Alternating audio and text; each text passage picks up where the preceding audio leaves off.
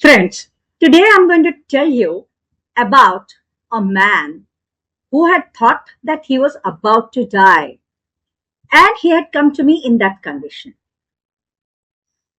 It was something like on that particular day, the waiting room was unusually quiet in the afternoon, and my assistant gently knocked on my door. She said, "Doctor, there is a family here, and they insist that they cannot wait. They must see you right now." And I told her, "Please send them in." The door opened. The man in his early 40s entered slowly. His shirt was soaked with sweat. His breathing was shallow. One hand rested firmly on his chest. Behind him stood his wife, trying to give him support. His elderly mother and a teenage daughter. The wife spoke before anyone else could. "Doctor, please help him. The cardiologist says his heart is normal. The neurologist says nothing is wrong. The physician says it is just stress. Only you can help him." The man interrupted impatiently. "They are all wrong," he snapped. He looked at me. "I know I'm going to get a heart attack very soon." I just smiled and I asked him, "Please sit down." He remained standing. "No, I cannot," he said. I asked why. "If I sit, I feel something terrible will happen," he said. "Oh, then don't sit," I simply said. He looked surprised. I continued. "Stand if standing feels safer. And yes, please tell me what exactly is happening with you."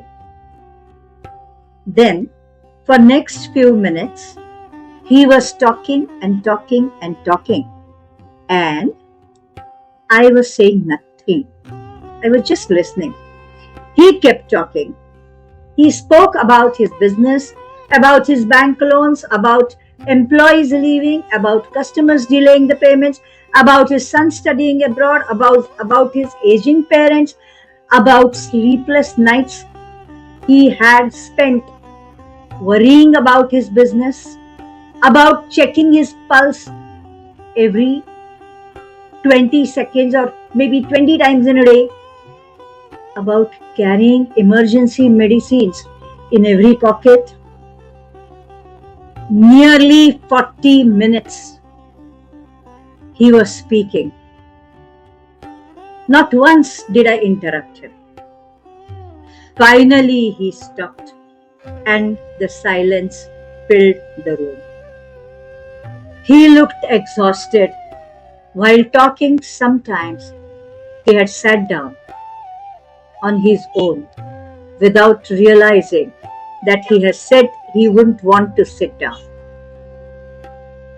And I asked my first question. When was the last time your business had absolutely no problems? I asked, and he frowned. He said, "I don't remember." "So, problems are not new," I said. And he immediately said, "No." "When was the last time your responsibilities were zero?" I asked him again. And he snapped, "Never." "So responsibilities are not new either," I said. And he said, "No." "When was the last time your heart had stopped beating fast during an important situation?" He almost smiled and said, "Never." So, Your heart has always worked harder whenever life demanded more. I said, and immediately he said yes. Then I leaned forward and I asked him, then why have you suddenly started treating your strongest employee as your biggest enemy? He looked confused. My strongest employee? He asked. And I said, your heart. There was a silence. I continued. Whenever life becomes demanding, your brain gives a signal, your heart pumps faster, your lungs work harder, your muscles become alert, your body prepares you to deal with reality. I paused. And then I looked into his eyes and I asked, and you interpret all those preparations as signals that you are dying? You are having a heart attack? He stared at me.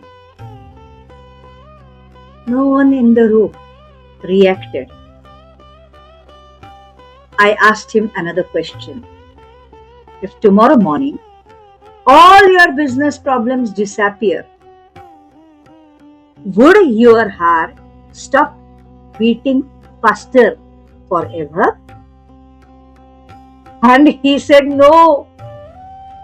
If all responsibilities disappear, would your life become meaningful? I asked.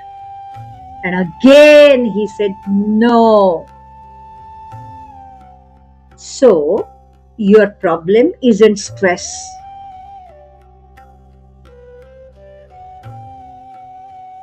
It is your interpretation of stress, I said. His wife quietly wiped her tears. The room became completely silent, but relaxed. I took a blank sheet of paper.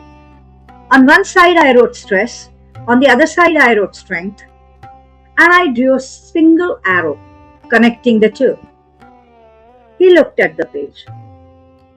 What does that mean? He asked, and I smiled. It means nothing in your body has been trying to kill you. Everything has been trying to protect you. The only thing working against you is your imagination. For the first time since entering my office, he laughed, not loudly, but slightly. His shoulders relaxed and his face showed a sign of smile. The daughter whispered in the ears of her mom, Papa smile. And his mother folded her hands in gratitude. I wasn't interested in the gratitude, I was interested in one thing, whether he had begun asking better questions. And it seems he had, because his hand came out. It stopped holding his chest anymore. He seemed relaxed, in a normal posture. He smiled. And he says, Ma'am, I'm feeling good now. As they were leaving, he turned back. And he asked, So, you are saying stress is not my disease? And I replied, no. Untrained thinking is your enemy, not the stress. And he said, I'll remember this in future. After that, I didn't hear from him for quite some time. But 20 years later, the same man came back to me. This time, he did not come as a patient. He came as somebody who had brought a patient.